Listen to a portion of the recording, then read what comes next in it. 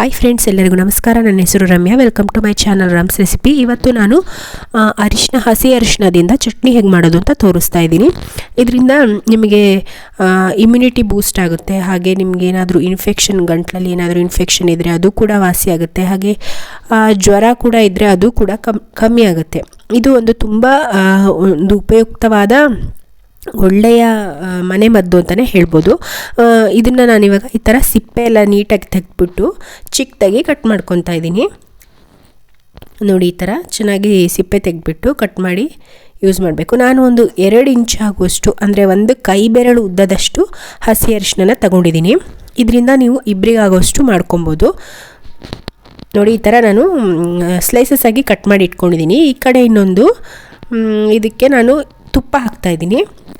ಒಂದು 2 ಚಮಚ ಆಗೋಷ್ಟು ತುಪ್ಪ ಹಾಕಿಬಿಟ್ಟು ಅದರಲ್ಲಿ ಸ್ವಲ್ಪ ಹುರ್ಕೊಬೇಕು. ಇದನ್ನು ಹಸಿ ಅರಿಶಿನ ಸ್ವಲ್ಪ ಹಸಿ ವಾಸನೆ ಹೋಗೋ ಥರ ಹುರ್ಕೊಬೇಕು. ಅದ್ರ ಜೊತೆಗೆ ಒಂದು ಅರ್ಧ ಚಮಚ ಜೀರಿಗೆ, 2ರಿಂದ 4 ಆಗೋಷ್ಟು ಕಾಳುಮೆಣಸು, ಬಿಳಿ ಕಾಳುಮೆಣಸು ಇಷ್ಟು ಹಾಕ್ಬಿಟ್ಟು ಚೆನ್ನಾಗಿ ತುಪ್ಪದಲ್ಲಿ ಹುರ್ಕೊಬೇಕು. ಇದೆಲ್ಲ ನೋಡಿ ನಿಮಗೆ ಒಂದು ಮನೆ ಮದ್ದಿನಂಥ ಔಷಧಿ ವಸ್ತು ಅಂತಲೇ ಹೇಳ್ಬೋದು. ಹಸಿ ಅರಿಶಿನ, ಜೀರಿಗೆ, ಹಾಗೆ ಮೆಣಸಿನಕಾಳು ಇವೆಲ್ಲವೂ ನಿಮಗೆ ಏನೇ ಬಾಡಿಲಿ ಇನ್ಫೆಕ್ಷನ್ ಆದರೂ, ಕೆಮ್ಮಿದ್ರು, ಜ್ವರ ಇದ್ದರೂ ಅಥವಾ ನಿಮಗೆ ನೆಗಡಿ ಆಗಿದ್ದರೂ ಎಲ್ಲದಕ್ಕೂ ಇದು ಬೇಕಾಗುತ್ತೆ. ಹಾಗಾಗಿ ಇದು ಒಂದೊಂಥರ ಎಲ್ಲದೂ ಮಿಕ್ಸ್ ಆಗಿರುವಂಥ ಮನೆಮದ್ದು. ಹಾಗಾಗಿ ಇದು ಉಪಯೋಗಿಸೋದ್ರಿಂದ ನಿಮಗೆ ಇಮ್ಯುನಿಟಿ ಬೂಸ್ಟ್ ಕೂಡ ಆಗುತ್ತೆ. ಹಾಗಾಗಿ ಕೆಮ್ಮು, ಕಫ ಏನೇ ತೊಂದರೆ ಇದ್ದರೂ ಎಲ್ಲದೂ ವಾಸಿ ಆಗುತ್ತೆ.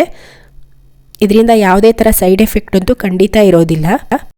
ಹಾಗೆ ಇದು ತುಂಬ ಹಿಂದಿನಿಂದ ನಮ್ಮ ಅಜ್ಜಿಯವರ ಕಾಲದಿಂದ ನಡ್ಕೊಂಬಂದಂತಹ ಒಂದು ಮನೆಮದ್ದು ರೆಸಿಪಿ ಅಂತಲೇ ಹೇಳ್ಬೋದು. ನೋಡಿ, ಇವಾಗ ನಾನು ಹುರಿದಿದ್ದೀನಿ ಚೆನ್ನಾಗಿ. ಇಷ್ಟು ಹುರಿದ್ರೆ ಸಾಕಾಗುತ್ತೆ. ಇದು ಇವಾಗ ಫ್ಲೇಮ್ ಆಫ್ ಮಾಡಿಬಿಟ್ಟು ನಾನು ಒಂದು ಮಿಕ್ಸರ್ ಜಾರ್ನಲ್ಲಿ 1 ಕಪ್ ಆಗೋಷ್ಟು ಹಸಿ ತೆಂಗಿನಕಾಯಿ ತುರಿ ಹಾಕ್ತಾಯಿದ್ದೀನಿ. ಅದ್ರ ಜೊತೆಗೆ ನಾವು ಇದೇನು ಹುರ್ಕೊಂಡಿದ್ದೀವಲ್ವ ಅದನ್ನು ಸೇರಿಸ್ತಾ ಇದ್ದೀನಿ. ಇವಾಗ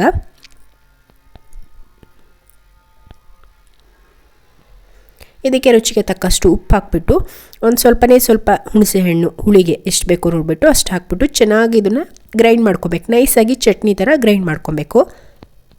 ಇಷ್ಟೇ, ಇದು ತುಂಬ ಈಸಿಯಾಗಿ ಸಿಂಪಲ್ಲಾಗಿ ಮಾಡ್ಕೊಂಬಿಡ್ಬೋದು. ನೀವು ಬೇಕಂದರೆ ಇದಕ್ಕೆ ಒಂದು ಒಗ್ಗರಣೆ ಹಾಕ್ಕೊಳ್ಳಿ. ಇದು ಆರೋಗ್ಯದ ದೃಷ್ಟಿಯಿಂದ ಮಾಡಿರೋದ್ರಿಂದ ನೀವು ಮತ್ತೆ ಎಣ್ಣೆ ಹಾಕ್ಬಿಟ್ಟು ಒಗ್ಗರಣೆ ಮಾಡಿದರೆ ಅದು ಚೆನ್ನಾಗಿರಲ್ಲ. ಹಾಗಾಗಿ ನೀವು ಆರೋಗ್ಯದ ದೃಷ್ಟಿಯಿಂದ ಮಾಡ್ಕೊತಾ ಇದ್ದೀರಾ ಅಂದರೆ ಇದೇ ಥರ ಇಷ್ಟೇ ಹಾಕ್ಬಿಟ್ಟು ಇಷ್ಟೇ ಇರಲಿ. ಅನ್ನದ ಜೊತೆಗೆ ಇದನ್ನು ಬಿಸಿ ಅನ್ನದ ಜೊತೆಗೆ ತಿಂತಾ ಇದ್ದರೆ ತುಂಬ ರುಚಿಯಾಗಿರುತ್ತೆ. ಹಾಗೆ ನೀವು ಟೇಸ್ಟಿಗೋಸ್ಕರ ಮಾಡ್ಕೊತೀರಾ ಅಂದರೆ ಇದ್ರ ಮೇಲೆ ಸಾಸಿವೆ, ಸ್ವಲ್ಪ ಕರಿಬೇವು ಈ ಥರ ಹಾಕ್ಬಿಟ್ಟು ಒಗ್ಗರಣೆ ಕೂಡ ಮಾಡ್ಕೊಬೋದು ಈ ಚಟ್ನಿಗೆ. ಈ ರೆಸಿಪಿ ಇಷ್ಟ ಆಗಿದರೆ ಒಂದು ಲೈಕ್ ಮಾಡೋದನ್ನು ಮರಿಬೇಡಿ. ಹಾಗೆ ಯಾರಾದರೂ ಹೊಸದಾಗಿ ನನ್ನ ಚಾನಲ್ ನೋಡ್ತಿದ್ರೆ ನನ್ನ ಚಾನಲ್ಗೆ ಸಬ್ಸ್ಕ್ರೈಬ್ ಆಗಿ. ನಾನು ಮತ್ತೆ ಇನ್ನೊಂದು ರೆಸಿಪಿಯೊಂದಿಗೆ ಸಿಗ್ತೀನಿ. ಅಲ್ಲಿವರೆಗೆ ಬಾಯ್, ಟೇಕ್ ಕೇರ್.